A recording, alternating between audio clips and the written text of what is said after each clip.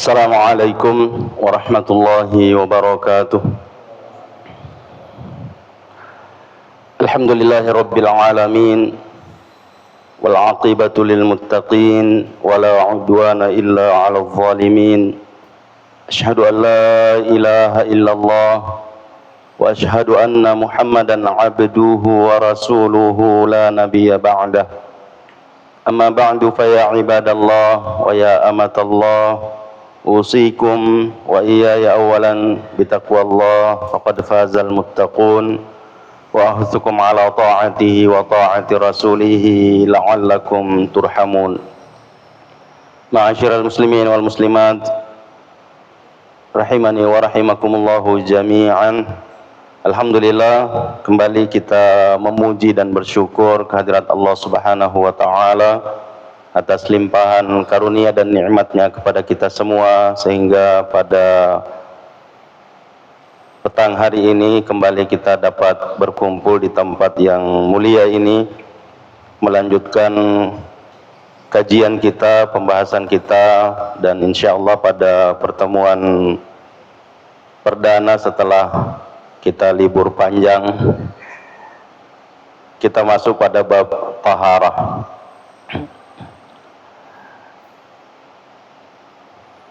Kita mulai dengan definisi taharah. Taharah menurut bahasa dan istilah adalah suci atau bersih dari segala kotoran.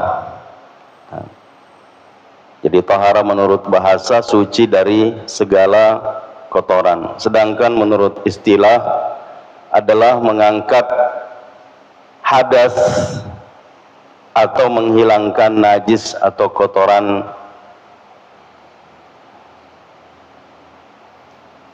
Selanjutnya hadas, jadi mengangkat hadas dan menghilangkan najis. Apa yang dimaksud dengan hadas? Hadas menurut fiqhi adalah suatu keadaan yang menghalangi keabsahan atau kesahihan salat atau ibadah yang lain yang mengharuskan kesucian dari seorang muslim. Seperti keadaan keluarnya sesuatu dari dua jalan, misalnya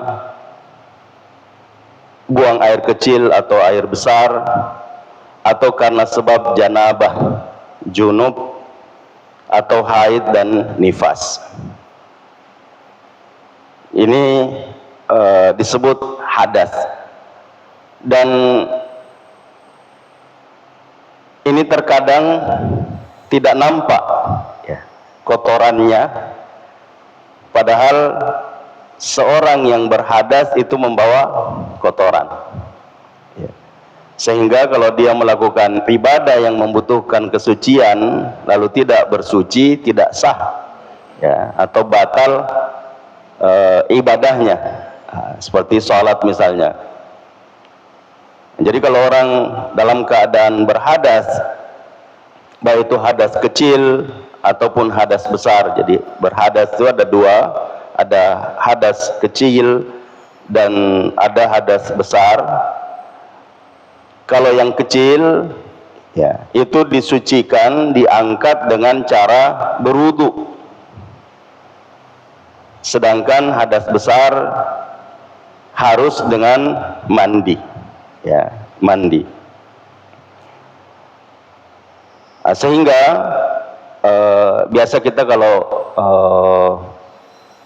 perempuan ditanya kenapa tidak sholat, biasa kalau dia bahas menjawab dengan bahasa Bugis, macarepa kak, marota kak, itu berarti dia dalam keadaan kotor, meskipun orangnya sudah mandi, cantik, berdandan, tapi dia dalam keadaan kotor, Maka ketika dalam keadaan kondisi seperti itu, ya, dia melakukan salat atau ibadah-ibadah yang lain yang membutuhkan kesucian, maka ibadahnya tidak sah. Nah, kemudian ini sudah kita, ya, kalau kita tidak mendapatkan air untuk berwudu atau mandi, maka boleh dengan bertayamum. Ya, jadi mengangkat hadas kecil maupun hadas besar kalau tidak mendapatkan air atau ada air tapi tidak mampu, ya, tidak bisa menggunakan air, ya, karena tidak boleh misalnya, ya. Jadi pernah suatu ketika ada sahabat dalam perjalanan perang, sepulang dari peperangan ada sahabat yang janabah, junub. Lalu dia bertanya kepada, ya, sahabat-sahabatnya, bagaimana ini? Saya dalam kondisi seperti ini, ya, penuh luka dan saya junub. Ya, kata sahabat, ya harus mandi. Harus mandi. Ya, yang kemudian menyebabkan sahabat ini meninggal. Ya, meninggal. Nabi Shallallahu Alaihi Wasallam mendapatkan kabar atau berita ini, marah. Ya, lalu mengatakan, qataltumu, ya, kalian membunuhnya. Ya, kalian membunuhnya. Kenapa tidak bertanya? Ya, kenapa tidak sampaikan? Ya, jadi sehingga ini ketika kita mendapatkan air atau tidak mendapatkan air dalam kondisi, ya, seperti itu, maka kita boleh bertayamum, dan itu yang dijelaskan oleh Nabi Sallallahu Alaihi Wasallam. Nah, selanjutnya, adapun yang dimaksud dengan najis, ya, yaitu kotoran atau noda yang nampak atau nyata. Jadi kalau tadi hadas itu adalah kotoran yang tidak nampak, ya, sehingga dalam penjelasan di kitab-kitab berbahasa Arab yang disebutkan adalah al-najas atau al-khabas al-ma'nawiyah, ya, kotoran ma'nawi, ya. Jadi yang tidak nampak. Nah, sedangkan yang najis adalah kotoran atau noda yang nampak atau nyata, ya, seperti tinja, ya, kotoran air besar atau air kencing, ya, air mazi, ya, air wadi, atau kotoran-kotoran najis lainnya, ya. Nah, seperti jilatan anjing misalnya, ya, itu ini penting nggak dijelaskan apa itu mazi, wadi, ya, mani, itu. Jadi ini semua adalah kotoran-kotoran yang keluar dari dua jalan, ya, baik itu dari kubul, ya, dari jalan depan, ya, atau dari dubur, ya, dari dubur, jalan lubang belakang. Nah, seperti misalnya tinja atau kencing ini tidak perlu dijelaskan, ya. Kemudian mani, ya, ini berbeda pendapat ulama apakah dia najis atau tidak, ya. Sebagian mengatakan najis, sebagian mengatakan tidak. Sebagian mengambil jalan tengah, najis kalau dia masih basah, ya, dan tidak najis kalau dia sudah kering, gitu. Nah, dan itu semua ada dalilnya, ya, semua ada dalilnya. Dalil yang mengatakan kalau sudah kering sudah tidak najis lagi, karena istri Nabi Shallallahu Alaihi Wasallam pernah mendapatkan ada noda mani di pakaian Nabi Shallallahu Alaihi Wasallam, lalu Nabi hanya mengeruknya dengan kukunya, ya, dan tidak mencucinya. Itu. Dan ini tanda atau bukti bahwa mani itu tidak najis. Nah, sedangkan mazi, ya, mazi adalah air yang bening, ya, yang keluar dari zakar atau kemaluan perempuan dalam kondisi dia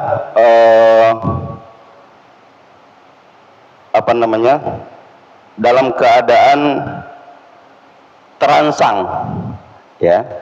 Jadi biasa kalau dia apakah melihat foto, melihat gambar, melihat film, ya, yang menyebabkan dia terangsang, atau dia bercumbu, ya, bercumbu dengan istrinya, ya, yang mudah-mudahan tidak dengan yang lain, ya. Akhirnya ada yang keluar itu warnanya bening, ya, dan lengket, ya, lengket. Perbedaannya dengan mani adalah dia adalah air yang warnanya keruh, ya, sebagian mengatakan bening tapi kental, dan keluarnya, ya, membuat seseorang merasa nikmat, ya, itu mani, ya. Sedangkan mazi, ya, tidak seperti itu. Ya, kemudian perbedaan mani dengan mazi adalah kalau mani keluarnya terpancar, ya, terpancar. Sedangkan mazi, ya, kadang tidak terasa, ya, tidak terasa terpancar, tapi membuat basah. Nah, ini Ali bin Abi Thalib radhiyallahu anhu itu pernah menyebutkan, ya, dan ini juga hukum, ya, bahwa kalau seorang keluar mazi maka dia harus berwudu, ya, dia harus berwudu. Kuntu rajulan madza'an, kata beliau, saya adalah seorang yang suka keluar mazi, ya.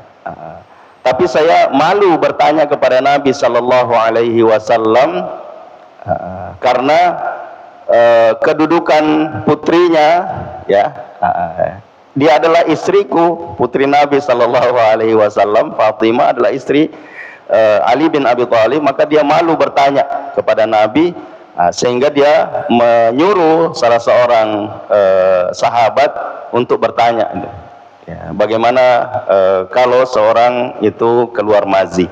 Maka Nabi sallallahu alaihi wasallam mengatakan, igsil, ya, farjak wa tawadda, ya, cuci, ya, zakarmu, kemudian berwudulah. Nah, kemudian wadi, ya, wadi adalah cairan yang berwarna keruh yang terkadang keluar di akhir kencing, ya. Jadi biasa kalau kita kencing, biasa ada yang netes, ya, terakhir itu netes. Makanya ini penting sekali untuk kita menjaga, jangan sampai masih ada yang keluar, kita sudah cebok misalnya, masih ada yang keluar itu, padahal dia najis, ya, dia najis. Makanya sebagian ulama mengatakan kalau mau cebok, ya, diurut-urut dulu, ya, diurut. Bahkan ada yang mencontohkan cara bagaimana supaya bisa keluar tuntas, ya, duduknya bagaimana, kemudian, ya, sebelum cebok bagaimana.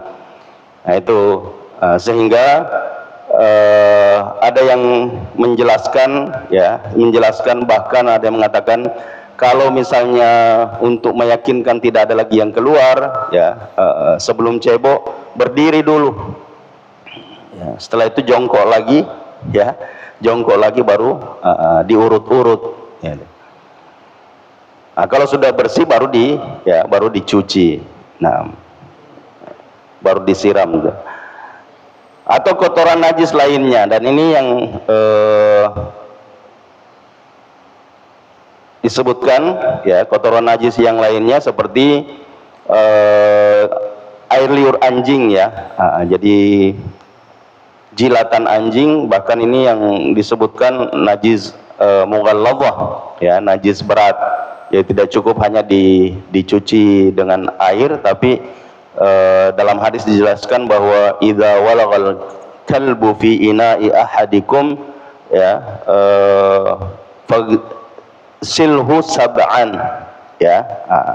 Jadi kalau anjing menjilat di bejana salah seorang di antara kamu, maka cucilah 7 kali ya. Awwaluha biturab ya, dalam riwayat lain ulahunna biturab. Insyaallah nanti kita akan lihat redaksi hadisnya. Nah, dan penentuan ya, penetapan bahwa apakah ini najis atau tidak najis, yaitu dilihat dari ada yang disebut dengan najis zati ya, aini. Maksudnya kotoran itu nampak ya, dilihat nyata ada. Tapi ada yang disebut dengan najis hukmi ya, hukmi, dihukumkan ada najis di sini. Seperti apa?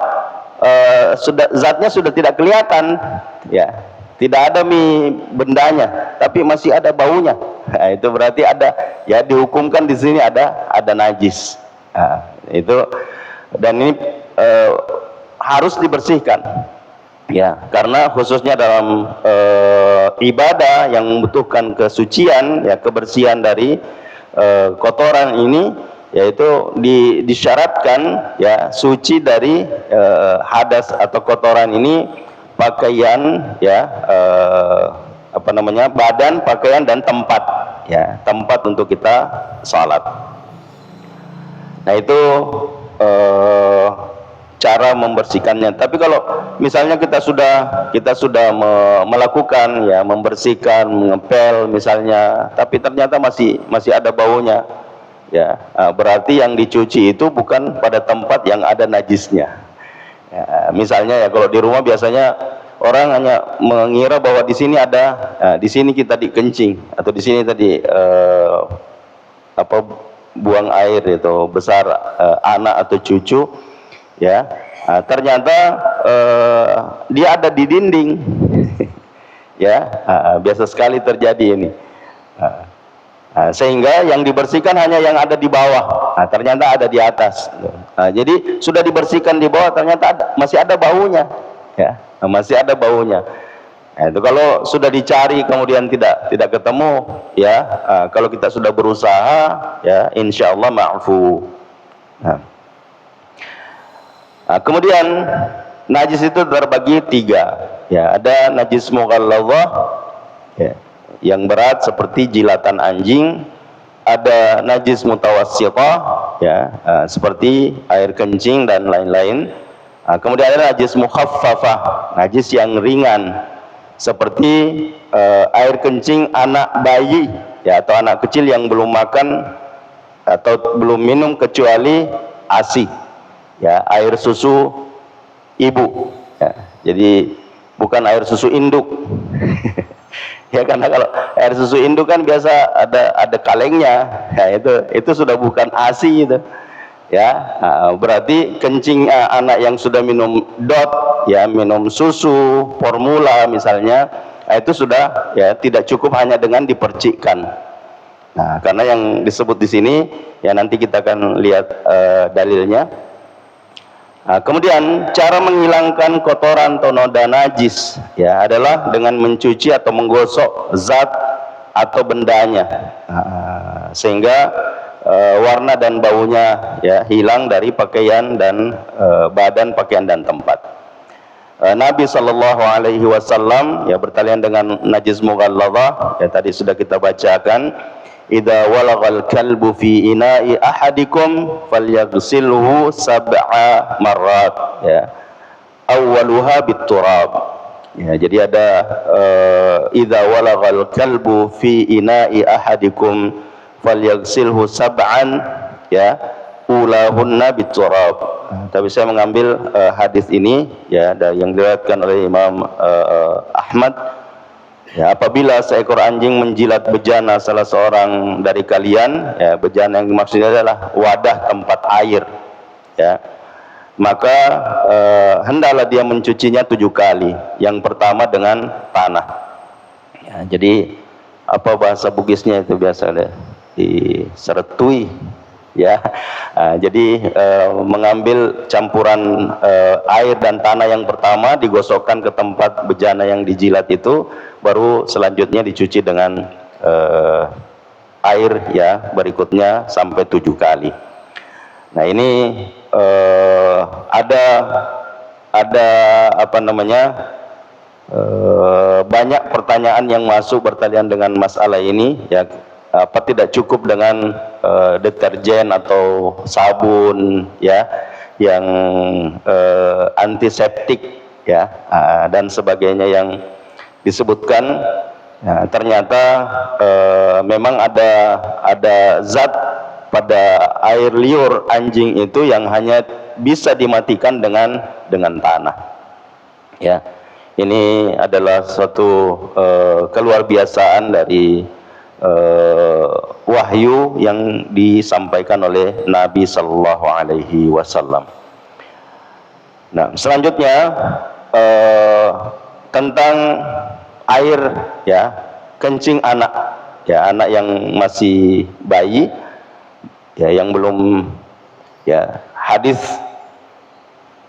fada'a bima'in farasya alaihi. Jadi suatu ketika Ummu Qais binti Mihsan ya datang ya, bukan dating. Nah, datang kepada Nabi Sallallahu Alaihi Wasallam membawa bayinya. Ya, dia bersama bayinya yang belum makan selain dari ASI. Ya, lam yakul, dalam hadis itu disebutkan seperti itu. Nah, lalu Nabi Sallallahu Alaihi Wasallam mengambil bayi ini dan memangkunya. Ya, tiba-tiba anak ini kencing ya di atas pangkuan Nabi Sallallahu Alaihi Wasallam. Maka Nabi ya, dalam hadis disebutkan fada'a bima'in, dia minta air ya. Nabi minta air, farasya alaihi, lalu dia memercikkan air pada tempat ya anak itu kencing di pangkuan Nabi Sallallahu Alaihi Wasallam. Jadi itu yang dilakukan oleh Nabi, jadi tidak perlu dicuci ya, tidak perlu dicuci. Lain halnya kalau yang kencing itu adalah anak yang sudah makan, apalagi anak yang sudah dewasa. Nah, kedua hal tersebut di atas ya, yakni suci dari hadas dan najis, adalah sesuatu yang wajib dan harus dilakukan karena merupakan syarat sahnya ibadah yang dilakukan. Nah, jadi kalau tahu dia berhadas ya, atau dia bernajis lalu dia tidak membersihkan, maka tidak sah ya, tidak sah ibadahnya. Cuma ada perbedaan ya sedikit ya sebelum kita masuk kepada perbedaan tadi ya. Ini ada dalil-dalil tentang perintah bertaharah ya, itu diambil dari Al-Quran ya. Saya hanya mengambil 3 ayat ya. Yang pertama firman Allah Subhanahu wa taala ya, di surah Al-Maidah ayat 6. Nanti bisa dibuka ini ya. Ya ayyuhalladzina amanu ya, idza qumtum ila sholati faghsilu wujuhakum wa aydiyakum ilal marafiqi wamsahu biru'usikum wa arjulakum ilal ka'bayn wa in kuntum junuban fattahharu wa in kuntum marda aw ala safarin aw jaa ahadun minkum minal gha'iti aw lamastumun nisaa falam tajidu ma'a fatayammamu sa'idan tayyiban famsahu biwujuhikum wa aydikum minhu ma yuridullahu liyaj'ala 'alaikum min harajin walakin yuridu liyutahhirakum wa liyutimma ni'matahu 'alaikum la'allakum tashkurun. Nah, yang artinya ya, wahai orang-orang yang beriman, apabila kamu berdiri hendak melaksanakan salat, maka basuhlah wajahmu dan tanganmu sampai ke siku ya, serta usaplah kepalamu dan basuhlah kedua kakimu sampai kedua mata kaki. Jika kamu dalam keadaan junub, maka mandilah.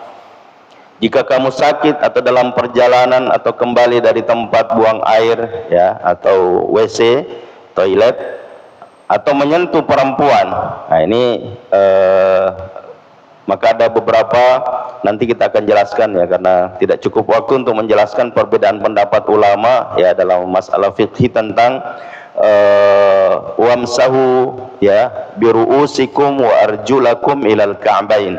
Ya, jadi ada mazhab Syafi'i ya, itu menyebutkan boleh hanya mengusap sebahagian dari kepala. Ya, sebahagian itu berdasar ayat ini. Nah, begitu juga wa arjulakum ilal ka'bain ya. Nah, kemudian aula mastumun nisa ya, menyentuh perempuan. Mazhab Syafi'i bersentuhan dengan perempuan batal wudu. Ya, nah, tapi jumhur ulama tidak, ya, tidak membatalkan wudhu, dan ada yang mengambil jalan tengah, kalau bersentuhan ya dengan syahwat batal, tapi kalau tidak dengan syahwat ya tidak batal, atau dengan syahwat tapi ada pelapisnya ya, itu tidak membatalkan. Ini tambahan ya yang tidak berdasar dalil. Nah, jadi itu yang pertama. Kemudian yang kedua, ya, wa thiyabaka fatahhir, dan pakaianmu bersihkanlah. Jadi kita diminta untuk membersihkan. Nah, kemudian yang ketiga, innallaha yuhibbut tawwabin wa yuhibbul mutatahhirin. Sesungguhnya Allah menyukai orang-orang yang bertaubat dan menyukai orang-orang yang menyucikan dirinya. Ya, jadi kalau yang pertama surah Al-Maidah ayat 6. Ya, yang kedua Al-Muddatsir ya ayat 4, kemudian Al-Baqarah ayat 222. Kemudian dalil dari hadis ya.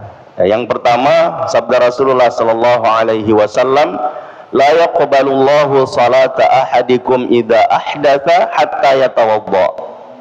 Ya. Allah tidak menerima salat salah seorang dari kalian yang berhadas sampai dia berwudu. Ya, jadi kalau dia berhadas, dia melakukan salat, ya, maka tidak diterima oleh Allah Subhanahu wa taala. Nah, ini tentu dalam kondisi normal ya. Nah, tapi kalau dalam kondisi uzur, ya nanti ya kita akan jelaskan satu persatu mengenai masalah ini. Nah, kemudian dalil yang kedua, miftahus salatit tuhuru. Kunci salat adalah bersuci, ya. Jadi kalau hadis yang pertama hadis riwayat Bukhari dan Muslim, hadis yang kedua ini riwayat Abu Daud. Kemudian yang ketiga sabda Nabi sallallahu alaihi wasallam, at-tuhuru syatrul iman. Bersuci merupakan ya bagian atau separuh dari keimanan. Hadis riwayat Muslim. Nah, ada perbedaan yang mendasar dari antara hadas dan najis ya, untuk bisa membedakan ini hadas atau najis gitu ya, atau cara penanganannya. Nah, yang pertama ya, perbedaan yang mendasar antara hadas dan najis. Hadas adalah keadaan yang mengharuskan kesucian meski kotorannya tidak nampak ya, seperti yang kita sebutkan tadi, orang yang dalam keadaan junub ya, junub kelihatan rapi, bersih ya, tapi dia membawa kotoran ya, dia membawa kotoran. Nah, sehingga dia dalam keadaan berhadas, kalau dia melakukan sholat atau ibadah yang membutuhkan kesucian ya, dalam kondisi seperti itu maka tidak sah ibadahnya. Sedangkan najis adalah sesuatu kotoran yang nampak atau dapat dirasakan dengan panca indera. Jadi kelihatan zatnya atau tercium ya, tercium. Nah, itu bisa sedangkan janabah tidak tercium ya. Nah, kita habis kencing misalnya ya, sudah cebok tapi belum berwudu, yaitu tidak kelihatan ini hadas atau tidak, ini orang berhadas atau tidak ya. Nah, kemudian yang kedua, hadas dihilangkan dengan cara berwudu atau mandi. Sedangkan najis ya dengan cara menghilangkan kotoran tersebut dan mencuci bekasnya ya, tidak perlu berwudu atau mandi. 3, hadas mengharuskan niat dalam menghilangkannya, sedangkan najis tidak harus berniat. Ya, jadi contoh berudu, ya, berudu. Kalau kita hanya sekedar berudu, ya, tidak mengikutkan niat saya berudu ini untuk mengangkat hadas, tidak sah. Tidak bisa dipakai sholat, ya. Atau mandi, ya, mandi janabah. Perbedaan antara mandi junub dengan mandi biasa itu pada niat. Kalau kita tidak berniat, ya, niatnya misalnya, ya, dengan bahasa Indonesia, saya berniat mandi junub, ya, untuk mengangkat hadas besar, gitu ya. Nawaitu ghuslal janabah li raf'il hadatsil akbar. Gitu. Saya berniat untuk mandi junub untuk mengangkat hadas besar. Nah, kalau kita tidak berniat, ya, tidak berniat, maka mandi kita adalah mandi biasa. Ya, jadi berarti kalau kita mandi biasa, maka kita belum boleh melakukan ibadah yang membutuhkan kesucian. Ini penting nih, ya, penting dijelaskan ini. Sebab terkadang ada orang tidak berniat, ya, berudu misalnya, ya, sekedar karena sudah kebiasaan berudu. Ya, padahal ada perbedaan, ya, berudu untuk mengangkat hadas, ya, dan berudu untuk melakukan sholat. Karena ada orang yang dicontohkan oleh Nabi Shallallahu Alaihi Wasallam, ya, itu memperbaharui wudhunya, bukan berarti Nabi tidak dalam keadaan suci. Ya. Jadi Nabi dalam keadaan suci, tapi kalau Nabi mau berwudhu lagi, ya, Nabi berwudhu lagi, tidak ada halangan, ya, tidak ada halangan. Dan itu dia melakukannya dengan berniat, ya, dengan berniat, bukan sekedar melakukan wudhu, ya. Nanti yang ketiga. Yang keempat, jika seorang salat dalam keadaan berhadas, maka salatnya batal atau tidak sah. Sedang orang yang salat dalam kondisi bernajis atau terkena najis karena tidak tahu atau lupa, maka salatnya sah. Ya, salatnya sah, tidak perlu diulangi, ya. Misalnya dia terkena najis, atau dia bernajis, ya, karena sudah hilang baunya, sudah tidak terasa, ya, dia sudah lupa bahwa dia bernajis, ya, maka kalau dia sudah sholat, sudah selesai. Tapi kalau berhadas, ya, ketika dia ingat, oh, saya junub, maka harus mandi kemudian ganti, ya, harus mengulangi sholat yang dia lakukan tadi, tidak sah. Jadi jangan mengatakan, tak kalah nih, lewat nih, tidak, ya. Jadi sholat harus sehingga saya perlu mengulangi lagi, ya, karena kalau tidak salah saya pernah menjelaskan ini, ya. Orang tua kita almarhum pernah ditanya oleh salah seorang ustaz, bagaimana hukumnya itu kalau saya sudah sholat memimpin jamaah sholat, ya, Ramadan lagi, ya, sudah ceramah subuh, pulang baru ingat, tadi saya junub, ya. Kata beliau, mandi, ya, ulangi salatmu. Nah, di sini ini permasalahan juga ini, ya, bagaimana dengan jamaah makmum tadi, ya, tidak ada hubungannya, ya, tidak ada hubungannya. Jadi mungkin salatnya imam batal, tapi makmum tidak tahu kalau dia berhadas, ya, salat makmum sah. Salat makmum sah. Nah, kemudian yang berikutnya, alat yang digunakan untuk bersuci, ya, karena sudah lewat waktu, ya. Jadi yang pertama, ya, yang paling mendasar adalah yang digunakan untuk bersuci, ya, baik itu hadas kecil maupun hadas besar, adalah air dan atau tanah, ya, air atau tanah. Sedangkan air ini, ya, seperti yang kita saksikan di sini ada redaksi yang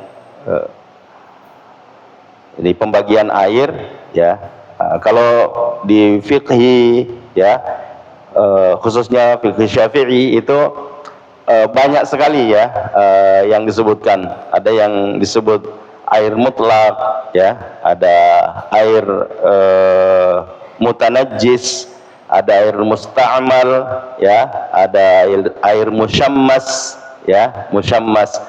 Itu air yang disebut air musyammas ya. Saya waktu di Sanawiyah masih mempelajari buku Mu'inul Mubin ya, itu disebutkan air musyammas itu adalah air yang dipanasi dengan panas matahari ya. Jadi misalnya air di drum ya, yang kemudian air ini menjadi panas.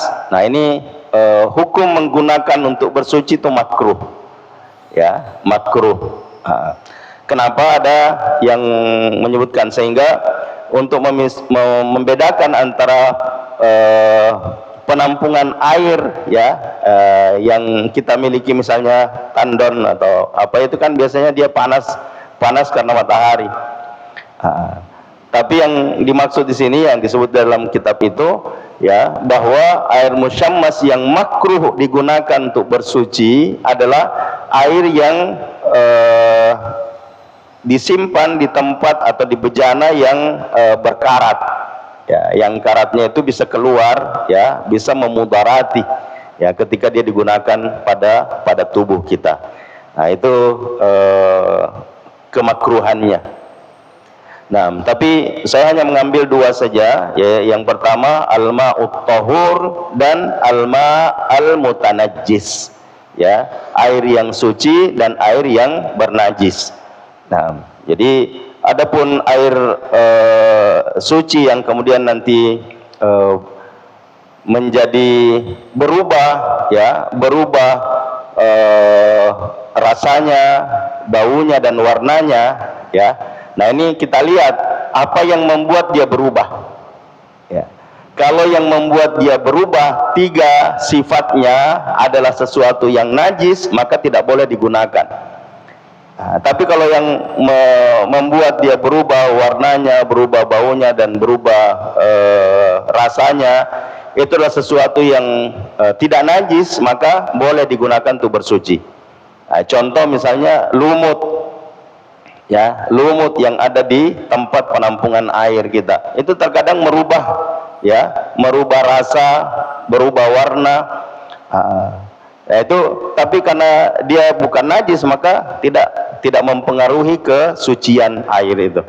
Nah, tapi kalau yang merubah itu adalah najis ya, maka ini masih diperselisihkan oleh ulama.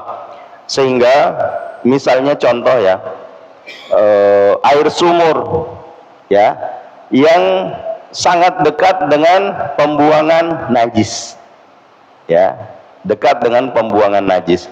Nah, sehingga kita biasa mendengar bahwa jarak minimal antara septic tank dengan sumur ya, sumur galian itu harus 10 meter ya, 10 meter jaraknya. Nah itu di madhab Syafi'i memang mengharuskan itu.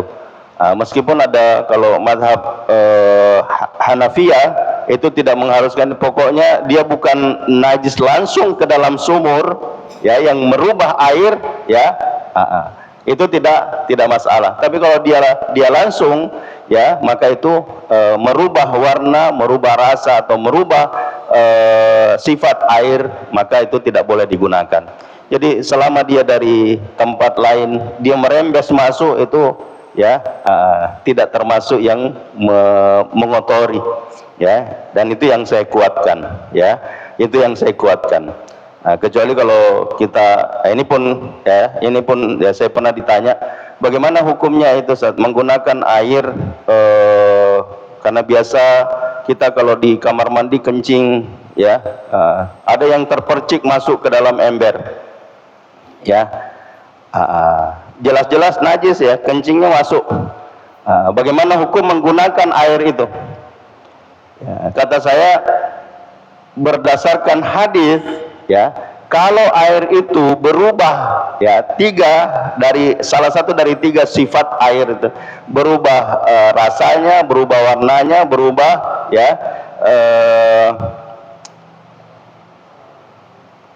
baunya, ya, berubah baunya, maka tidak boleh digunakan. Ya. Jadi kalau air satu ember masuk satu titik, ya, pasti tidak berubah, ya.